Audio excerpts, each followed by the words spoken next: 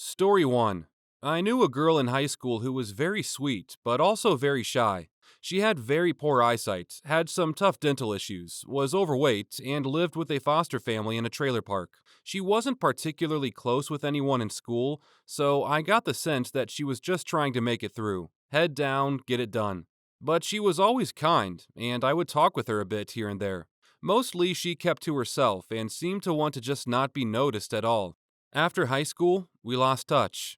20 years later, I got a Facebook request from someone with her name, but the picture looks nothing like her, not even a vague resemblance. I accept, because I'm curious. Well, it was indeed her. It turns out that she worked her way through and paid for community college, ended up getting a good job with a family company, and worked her way up the ranks there. She saved all of her money. By her late 20s, she saved enough money and had good insurance for eye surgery and dental surgery. She also started really focusing on getting healthy. She said it all boosted her confidence so much that she started traveling around the country.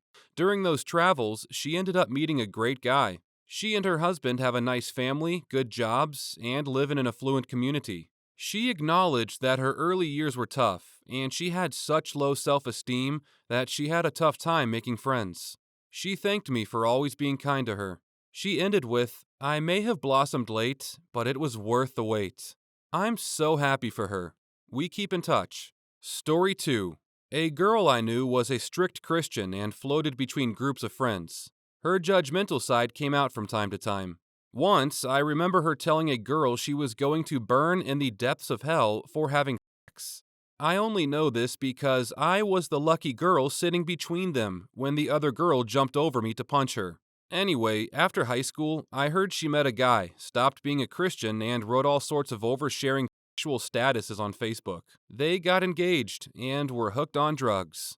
She pawned her engagement ring for drugs and lived above a smoke shop out east. Good news, she's now off drugs, married, and has a daughter. Still posts over sexualized photos and statuses on Facebook. We're good seeing you in lingerie suggestively laying on your husband. Story 3. I had a wickedly smart and talented high school friend end up in prison as a last resort. Long story as to why it was a last resort. In a nutshell, at the time, she saw it as her only way out of a bad situation that had spiraled out of control very quickly. She finally managed to get out of prison and study to become a teacher, winning many awards throughout her years-long career. One summer, an a-hole parent came across her porn and decided it would be a good idea to send her videos to the local media and expose her past. Being a smallish town, word traveled fast. I believe it even made national news at one point. And the more conservative people in the community called for her to be fired. The school district succumbed to the pressure and let her go. Even though many other people did end up vocally supporting her after the news of her firing, she decided she'd had enough. She made the decision to leave the community and start over by focusing on her art and political causes that she was passionate about. Last I'd heard, she was doing well selling her art and teaching at a local university. Not sure if she disclosed her past to the university, and is a very active member within the local chapter of her political party. Never would have expected this road for her, but I'm glad she's doing well. Story 4. Not friends, but high school rivals/enemies. She was one of the worst students in any class. She did no work. She disrupted the class material by getting into stupid arguments in the middle of class with people she didn't like, going off topic, calling up people on her cell phone in class, and fighting with people. She would get up and walk out in the middle of class and had to have security called on her several times for attempting to fight students and teachers in class. To the point where she would just go, "Oh, don't bother, I'll go down to the security office myself," after picking a fight with somebody. She picked fights with teachers just as often as she picked fights with students. This is when she bothered to show up for class at all. She was also one of my biggest bullies, but at the same time, I did not put up with her crap. By high school, I'd been taught well to fight back against bullies. She openly used drugs, drank, and smoked, and she was very preoccupied with. By the end of the 10th grade, just about the entire student body, except for her little squad, who were as crappy as she was, hated her guts, and even the teachers would openly talk about how horrible this girl was. And, oh dear God, her. which was honestly an a-hole move on the teacher's part and did nothing to curb her aggression and a-hole behavior. What sucked is that she wasn't this way until high school. I knew her in 6th and 7th grade, and she was a very sweet girl, was in the school's advanced vocal ensemble and the band, got good grades, and was generally polite and well-mannered in class. 8th grade was when it all went to crap with this girl, and sometimes her nice personality still showed through. It was rare, but it was there. She also caught me reading a Diana Jones book and admitted she also loved those books, and wrote in my yearbook that she wanted to read all the cool-looking books she saw me reading. It was the nicest thing she ever said to me before she went back to insulting my intelligence and picking fights with me every damn time she saw my face. She disappeared unexpectedly at the end of 10th grade and did not return to school. In junior year, I overheard someone saying she had gone away to Virginia. After graduation, I spotted her at the food mart, and she actually smiled, waved at me, and said, "Hi, Nova." Because she was being nice, I said hi back and asked, "Where have you been? We haven't seen you since 10th grade. How are you?" It turns out she had dropped out of high school but had completed her GED during her absence and was now headed for a college degree. All traces of that nasty, disruptive, bullyish girl were completely gone, and the last I heard of her, she'd gotten her degree and was going on to higher education. I was really proud of her. The 10th grade geometry teacher had called her a lost cause in front of the entire class. Well, I guess she wasn't such a lost cause after all. Story 5. Friend I'd known since freshman year of high school. Home life wasn't stellar. Abusive step-parent, control freak mom, etc. Joined the Marines to escape. Met someone, got married, had like 4 kids, and was expelled from service for medical reasons.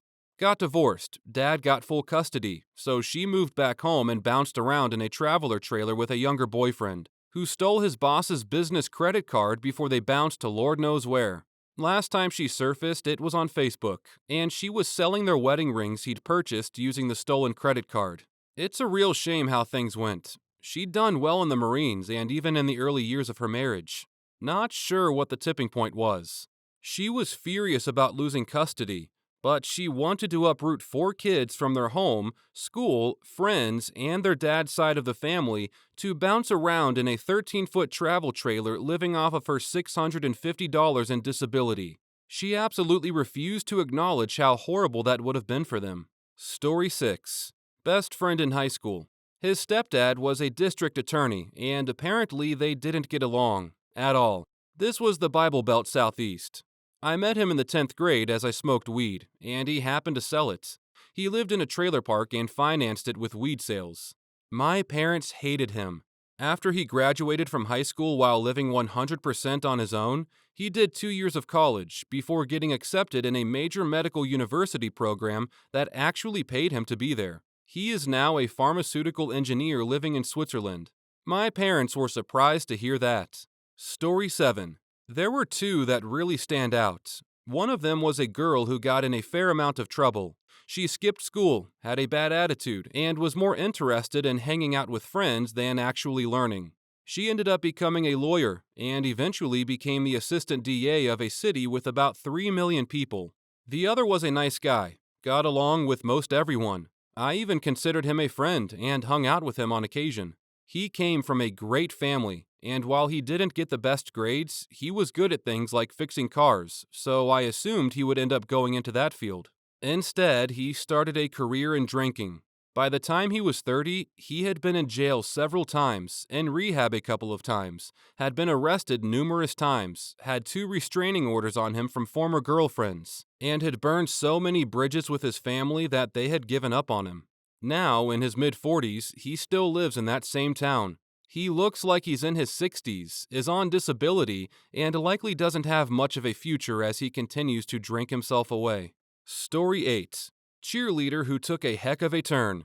She was an impressive drinker in high school. She kept it up through college. Got a job, did not love it. She joined Alcoholics Anonymous, met a guy, older, had nice finances, estranged from his ex-wife, kids, and no other family. They got married. A few months later, they're both drinking again. Within 2 years, he's dead. He left her everything. She is quote-unquote devastated. She goes back to AA, met another guy, Apparently, older men who are estranged from their families are super easy to find in AA.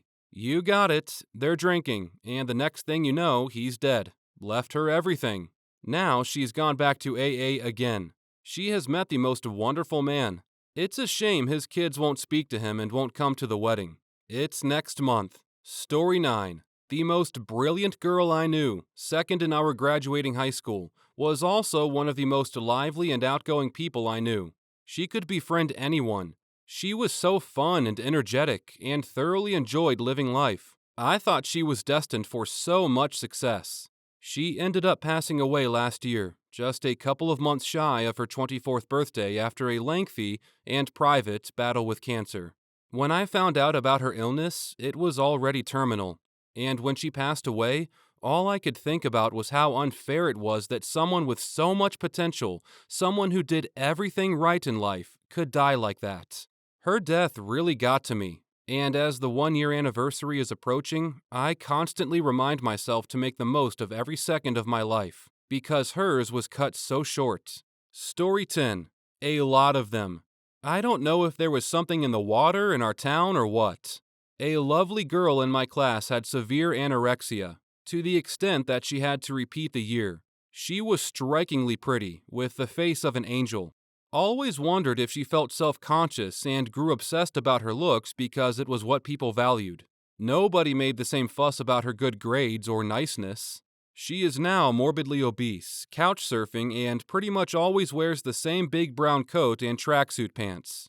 Was shocked to see her go from one extreme to the other. Still really nice though. I hope it works out for her. Another high achiever in our class is now a traveling musician and nudist. She dropped out of engineering and just travels from festival to festival as a concert goer, dressed as a barefoot rainbow fairy. Self-funds by offering tarot readings, spells, and palmistry. Lived by the creek for a while. Has a Pomeranian. Story 11. She was voted most likely to succeed in our year. Had plans on being a doctor, really smart. Ended up staying in state for college. Pretty rural, not many options. We lost touch. She got married. She's a stay-at-home mom and a trophy wife, basically traveling the world on her doctor husband's dime. Not a bad life, certainly, but also not expected. Story 12. The happy surprise? One of the girls I went to school with kind of came from the wrong side of the tracks. Nice kid, but her family was known to be pretty trashy, and she dropped out of community college to be a stripper. A few years later, she got her stuff together, and now she's a corporate lawyer. The not-so-happy surprise? Dude was brilliant. He came from a wealthy family. He was good at sports. He was a hilarious person to be around. Even at the time, it was no secret that he had his demons. But he was just so damn smart that it seemed like if he could grow out of his adolescent angst, everything would be fine. Again, wealthy family, bright, good-looking. Bro didn't exactly have to hit a home run to do okay in life. I believe he's working part-time at the grocery store now, but he may have gotten fired again. Or he might be back on disability. Or maybe he's working at Pizza Hut. It's always hard to keep it straight, because he doesn't tend to hold down any particular job for long.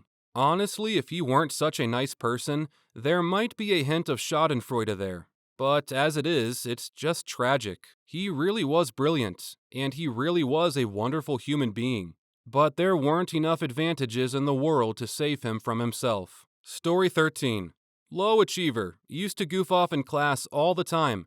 Bit of a class clown. Used to tell everyone that her goal was to be a trophy wife so she could watch TV all day. Has shown her designs at Paris Fashion Week and has dressed several celebrities. You could have knocked me over with a feather when I was flicking through a copy of Vogue Australia on my lunch break, and there was a 4-page article on her in there. I was so happy. She always had a heart of gold, and I feel like her teen self was a reflection of what her family thought for her. She deserved to be so much more than someone's wife. Story 14. I would probably be a good post about this, but since this isn't about myself, here we go. A girl who was in the top 10 of my graduating class. Had plans to become a lawyer, and probably would have succeeded, seeing as how her mock trial team won state. Went to college and learned she'd enjoyed the arts much more. Briefly became an actress, but failed. Moved back home with her parents and started her own photography business, but failed. Now, she is a very successful burlesque dancer. While she has failed in many of her endeavors, I always admire her will to find something new to try. And the kid in our class who some of us were sure would become a mass murderer is now the fire chief of the local fire department. Story 15. One of my best friends was Arab, but didn't give in to her parents' traditional ways. She would tell her mom that she was going to backpack through Europe when she turned 18, that she wanted to be a police officer, and refused to wear a hijab, although her parents kept on telling her to. Of course, her parents disapproved of all of this and told her hell no to traveling or becoming a police officer. 2 years after high school, she became very religious and married some guy in his late 30s, and already has 2 kids, and only hangs out and talks to people in her Muslim community circle. I don't really talk to her anymore because I'm a guy, and her husband disapproves of it, although I'm gay. She also told me she doesn't support me being gay because it's wrong, although throughout high school she was very supportive and was there for me when I came out to my parents, and they didn't take it well. I don't know what caused her to turn 180 and fall in line with her parents' wishes, but I do miss who she used to be. Story 16. I had this one friend, the most mature of all of us. She helped her family a lot, and that helped her mature because of a lot of younger siblings and 2 good-for-nothing brothers. She always insisted, right up to senior year, that she didn't need to know exactly what she wanted to do with her life because she didn't want to pick when she was young and foolish. She went to college, which was good.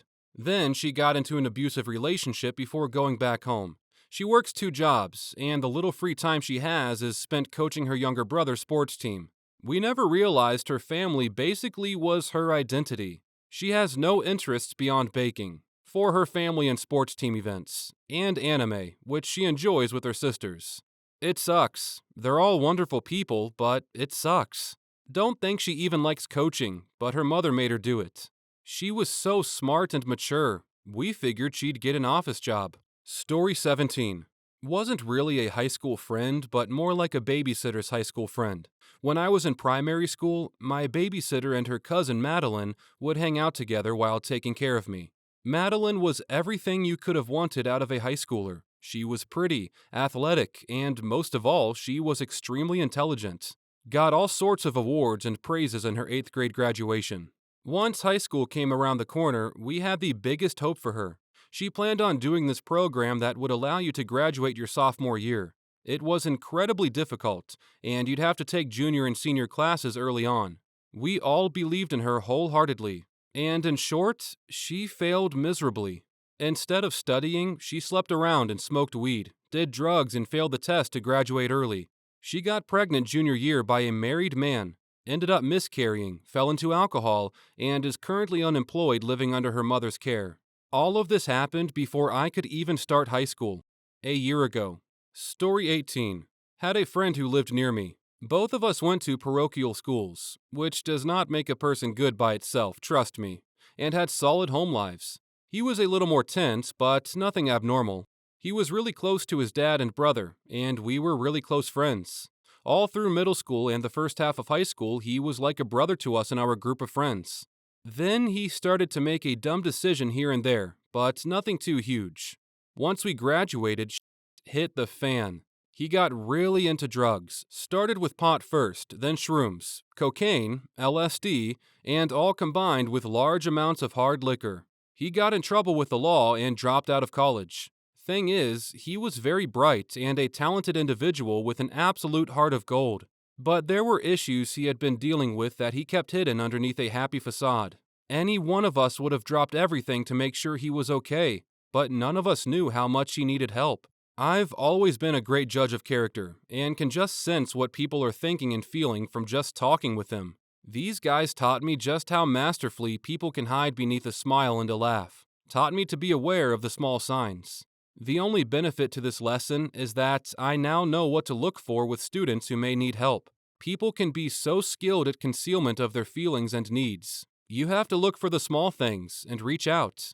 Maybe you won't fix it, but it will help for them to know you care and you're there for them. Story 1. I went home for a weekend about 3 weeks ago. I've been away for 20 years, with visits maybe once every 2 years. I'm married, have 2 kids, and have a good life. From what I know about her, she's married and has one kid and is a teacher. I was shopping at the local grocery store and I saw her. I was flabbergasted. She looked the same as in high school. I, however, have gained 70 pounds, went bald, and have a thick, luscious beard. I got nervous. We were amazing friends from the time we were 5 until I left for school at 19. We did a lot of stuff together. I missed an opportunity to say hi in an aisle. I was too nervous. We ended up checking out at separate lanes at the same time. I'm sure I was staring at her. She walked by on her way out, and I chickened out again. She loaded her bags in her SUV, and I loaded mine. I started my truck and drove over to her and rolled down the window and said, "Holly?" She said, "Nope, I'm Robin." Whoops. Story 2. He is a high school financial literacy teacher at my daughter's high school. True story, when I was a freshman, he was a senior. He spread word around that he liked me and wanted to hang out. We got to know each other. He asked me to go to homecoming. I was so excited. We go to homecoming with another couple, and this dickwad ditches me at the dance for the girl from the other couple who went with us. It was a setup. The guy was too scared to ask me out, so he had dickwad do it, and they set this whole thing up. In 2013 or so, Squad found me on Facebook, sent a friend request. I accept, thinking, man, this motherfucking piece of shit. But I wonder what he's up to. A few weeks later, Squad and another dude we went to school with asked me out for coffee to catch up. Cue the MLM pitch. They didn't want to catch up. They wanted to pitch me their Orwin Woodward cult couple's financial freedom pyramid scheme. I was so f***ing mad. He got me again. Imagine my surprise when I learned that this piece of human excrement is a f***ing financial literacy teacher and his class is required to graduate. I've seen the guy in passing at parent-teacher conferences, and holy, he is visually massively uncomfortable. I know he knows who I am, and he knows what a piece of I think he is, and that he's a pyramid scheme shill. I cannot wait until parent-teacher conferences in the fall. Like, I am counting down. I want him to have to sit across from me in a professional setting and explain his curriculum to me, and I have questions for him about his teachings. TLDR. Turns out he was a huge piece of shit, and then he grew up to be a bigger piece of shit. If you're seeing this, f*** you, Nick. Story 3. She died far too young. I taught hockey in Canada during summers off from high school. I'm American, and met her one summer day on a nearby beach. We fell in love immediately and wrote letters, actual letters, back and forth during the school year, and I would go back to teach again each summer until we graduated high school. Then we would visit each other for months at a time, as long as immigration would allow, for a few years, until one day I asked her to marry me. I never had a doubt that she was the one. I was just worried because I didn't feel like I could offer her much of a life until I realized I was the life she wanted. We shared the happiest years of our lives together until she told me she had been feeling sick and very tired no matter what she did. She died of cancer shortly after. She went so fast. It was like when you light the fuse on a firework. The brief spark she had was just snuffed out. I watched her life just disappear. I held her hand as she vanished into thin air. I still remember the smell of the cancer on her when I kissed her goodbye. I just wanted to pause the world so she could live her life. Then, when we were all ready and it was time, she could go peacefully. It just doesn't work that way. I miss her every single day. I lost my heart that day. I wish it was me that died, but at the same time, I would hate myself for leaving her to feel like I do. I was so broken, and I still am. I decided that day I could never love like that again. Wherever you are, Natalie, I love you. I haven't spoken of her to anyone in 8 years. Story 4. Prison for life. In March 2018, they finally vacated his death penalty and changed the judgment to life in prison. He had been eligible for resentencing since 2011 due to ineffective counsel at his trial. Joey was a kind and decent kid when I knew him. He helped his father run the family business and cared for his father when he became ill and continued to keep the family business running. He was my first crush and my first real boyfriend. He treated me very well. So many firsts with Joey. First flowers from a boy. He gave me my first teddy bear, first French kiss, etc. Basically, learned a lot about together. Opened the car door for me, etc. Unfortunately, due to my home life, and a crazy mother, we were essentially forced apart and then grew apart. Started hanging out with different friend groups and basically drifted away from each other. School, work, life, it happened, and we got further apart. We would run into each other here and there, and there was always a lot of warmth and caring, each always excited to see the other. We both made some life-altering mistakes in the years leading up to this event, and at one point he even reached out to me to talk and offer a shoulder when he had heard about the bad road I was on. He was kind like that. I am so glad they vacated the death penalty in his case. He had such suck-ass defense attorneys, and they really were not fit to represent him in a death penalty case. I am in no way condoning what he did to David Bernstein, and I wish David's family a measure of peace. I think about Joey often, and I wish we'd both stayed the course instead of following the paths we did. Joey has found a way to better himself while on death row. He has even invented and patented some things from inside. And of course, found religion. Doesn't everyone on death row get some Jesus fever? So I wish him moments of peace living with his actions. And I wish him a measure of happiness too. Story 5. Well, we grew up in a Texas town. Now she lives in New York in an expensive condo with a view. She's a project manager at some large company making 100K plus and is marrying a very attractive man. She still has her swimmer's body too. My life is good, it's just not that good. I moved to Seattle and lived in a stylish apartment with a view of the water.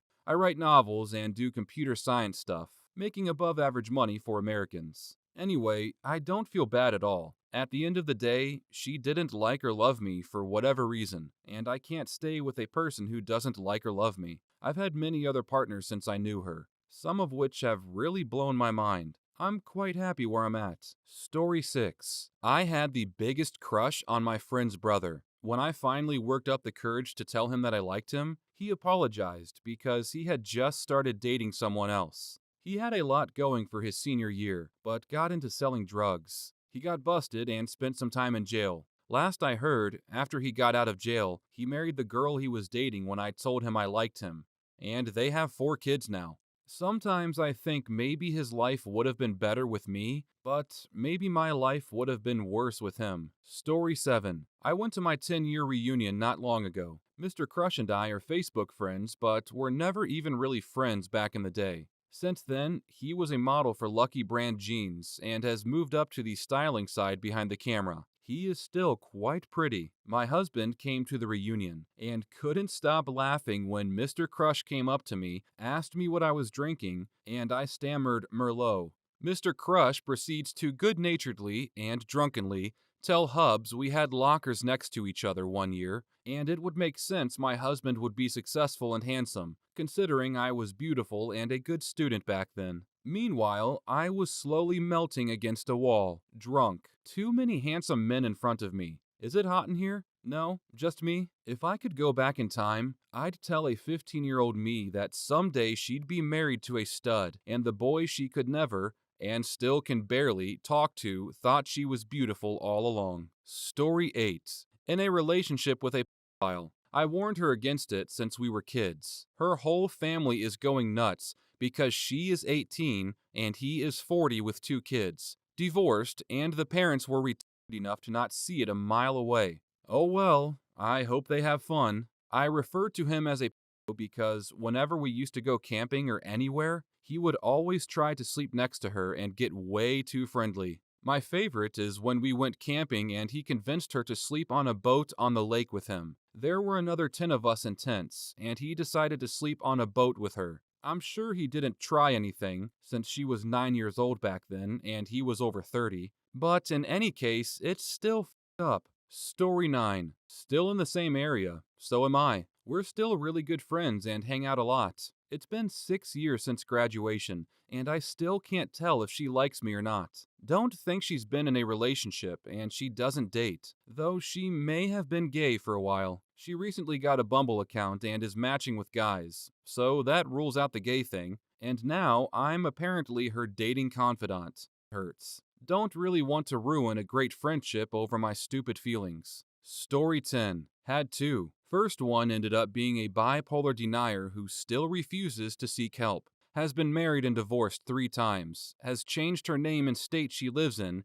and lives alone with cats. Second one ended up marrying the guy she met after me, but never had any children. Came to find out from her mom years later when I visited her with my family that she never wanted any children and broke up with me because of it. You could say it's strange that I visited my ex-mom with my wife and kids, but she is literally my parents' next door neighbor. So, yeah, not so weird. Story 11. My high school crush was one of my best friends, and I never told her until senior year because I was in an on-again, off-again relationship all throughout high school. In one of the last off-again segments of my high school career, I told her that I sort of had a crush on her, and she reciprocated the same feelings. She even asked me to prom, which, looking back, is the only time a girl has been proactive in trying to date me. A week before prom, my ex and I got back together, and I had to break the news to my friend that I wouldn't be going to prom with her. Her family had dinner reservations and everything. Really strained our friendship after that,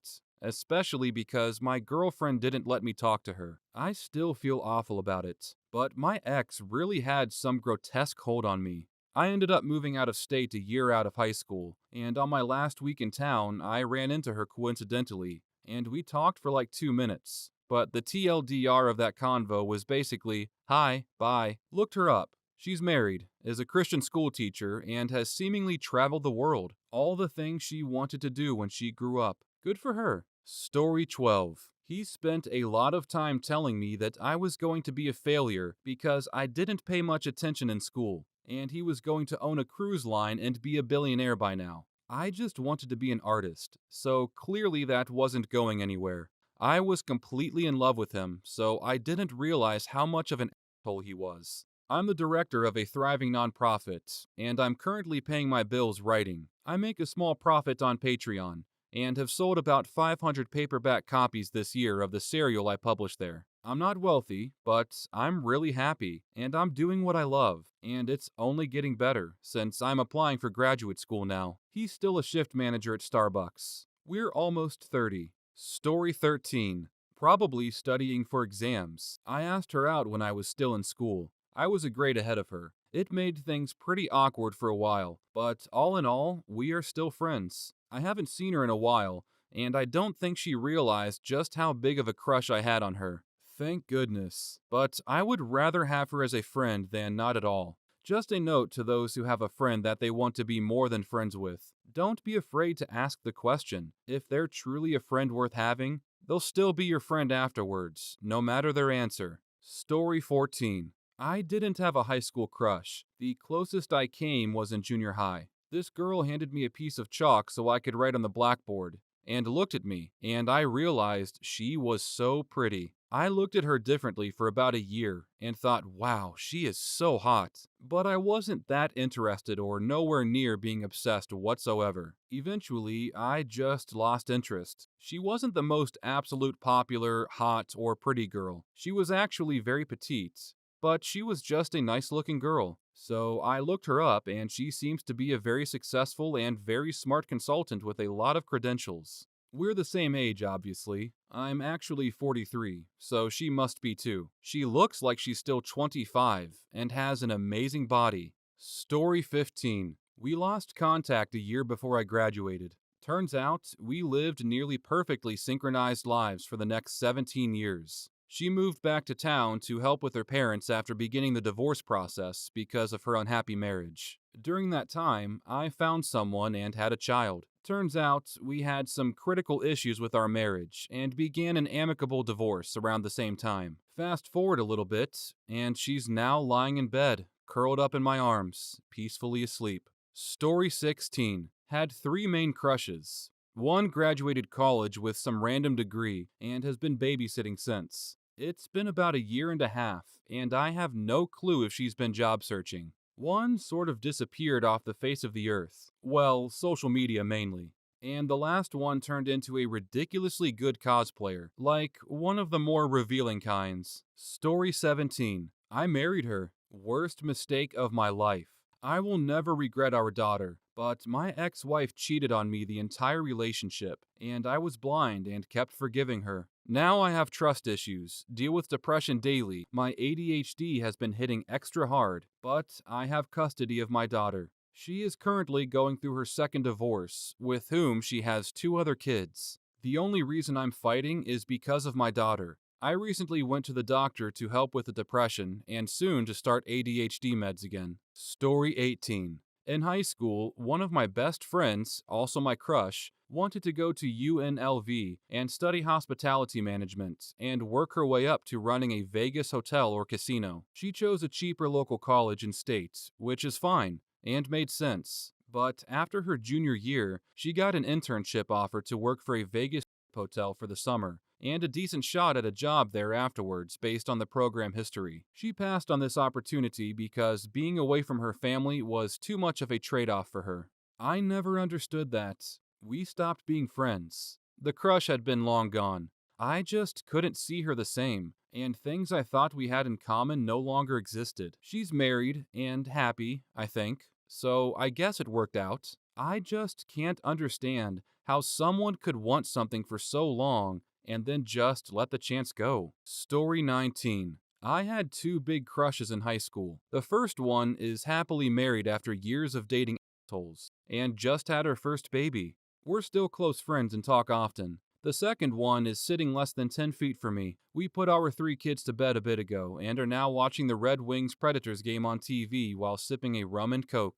Our 9-year anniversary is coming up in a few months. Story 20. Freshman crush. Bouncing from person to person, probably on drugs, barely scraping by. Sophomore crush. Turned out to be a huge drama queen and just not my type. Currently dating a flighty guy who's about to join the Air Force. Meanwhile, she'll be away at university. Junior crush. Dated her for a while. Turns out she was pregnant with her ex's kid the whole time. Only lasted about 3 months. She's now with said ex, I guess not ex anymore, raising a kid in her parents' house just a block away from mine. Senior crush. Currently about to pick her up from an interview at Lowe's. We've been together for 2 years now. Yeah, I've dodged a couple of bullets in my short lifetime. Story 21. The guy was a skater boy I was madly in love with. He apparently felt the same, but was too scared to make a commitment with me because he didn't want to lose me. I've heard this from several sources and from him. He was average build, not too muscular,